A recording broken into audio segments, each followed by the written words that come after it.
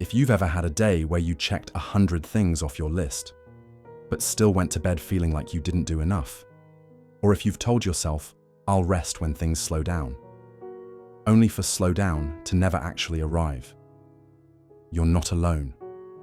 This might not be about motivation or discipline at all. It might actually be about fear. And here's the twist. This fear often hides behind something society celebrates: productivity.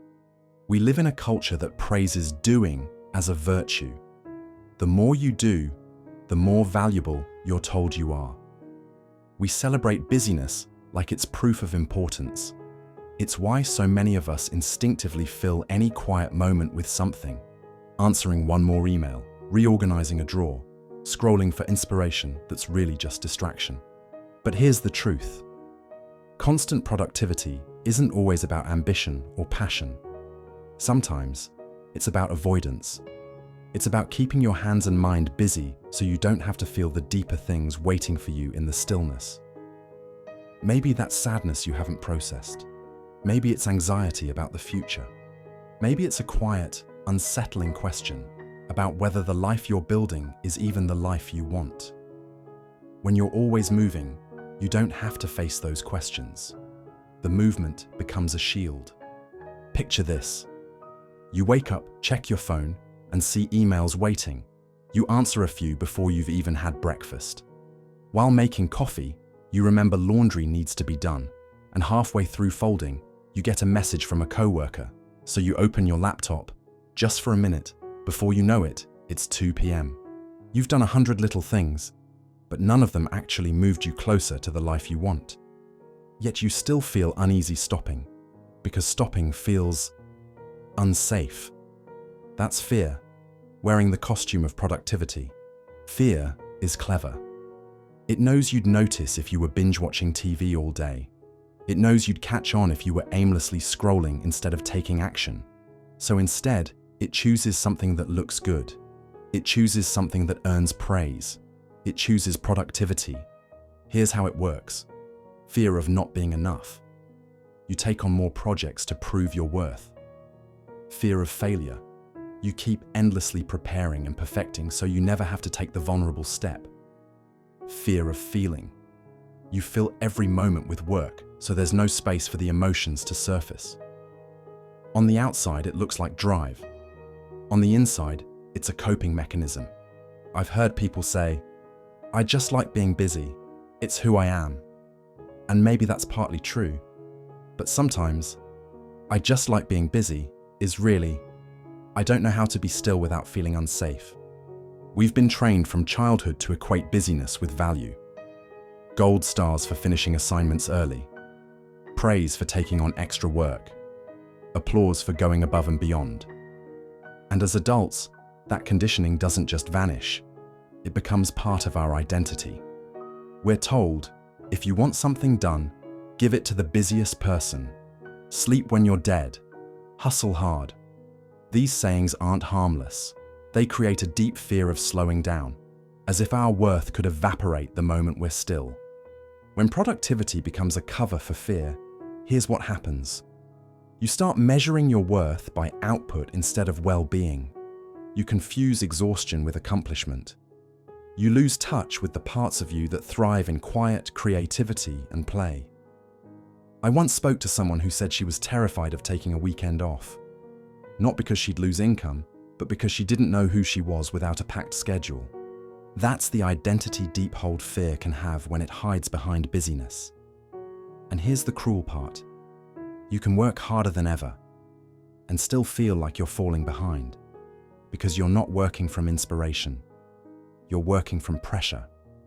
Not all productivity is fear-based. There's a clear difference between working from alignment and working from avoidance.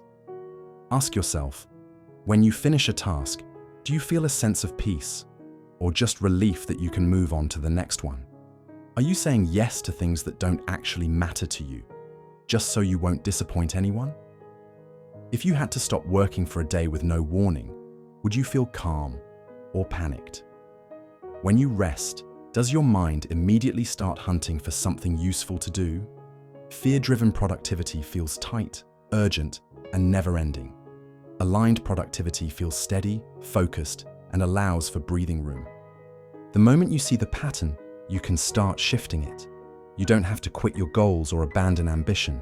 You can still be productive, but now from a place of choice instead of compulsion. Here are tools to try. Pause before you start. Ask, what's driving me right now? Fear or choice? Schedule stillness like a meeting. Treat quiet time as non-negotiable. Even 10 minutes counts. Practice incomplete. Leave one small thing unfinished. Notice the urge to fix it and sit with that discomfort. Choose nourishing productivity. Prioritize the tasks that leave you energized instead of drained. Set enough points. Define what enough looks like today. Stop when you hit it. Use the real reason test. Ask, if I didn't feel fear or pressure, would I still want to do this? Your brain rewards doing with dopamine. Every time you check a box, you get a hit of I'm safe. But it's temporary, because the fear that started it never gets addressed. Over time, this becomes a habit loop. Fear rises. You get busy. You feel temporarily better. Fear returns. Breaking the loop means teaching your nervous system that stillness is safe, that nothing bad happens when you pause. Tonight, take 5 quiet minutes before bed. Ask yourself, what did I do today that truly mattered to me? What did I do today just to feel safe or enough? Notice the difference in how those answers feel in your body. This awareness is where change begins. Maybe success isn't an empty inbox or a spotless house. Maybe it's feeling present during your morning coffee, saying no without guilt, ending the day with energy left for what matters most. You are not a machine. Your value was never meant to be measured by your output alone. Fear will whisper that slowing down means falling behind, but in reality, slowing down is how you catch up with yourself. When you pause, you reconnect with the steady part of you that knows what truly matters. From there, you can still get things done, but now it's from clarity instead of panic. That's when your to-do list stops being a cage and starts being a tool. If this resonated with you, know this: you are not broken for needing rest. You are not lazy for slowing down, and you are never falling behind when you're honoring your well-being. If you want more conversations like this, where we uncover the hidden patterns that keep you stuck and replace them with ones that create peace, subscribe to Psyche and Mind Doorway. Every week, you'll leave with both insight and practical tools to create the life you actually want. In the comments, write, I choose calm over compulsion. Let it be your reminder and your commitment to choose from peace instead of fear. And remember, you don't have to prove your worth through your to-do list. You are already enough, even in the quiet.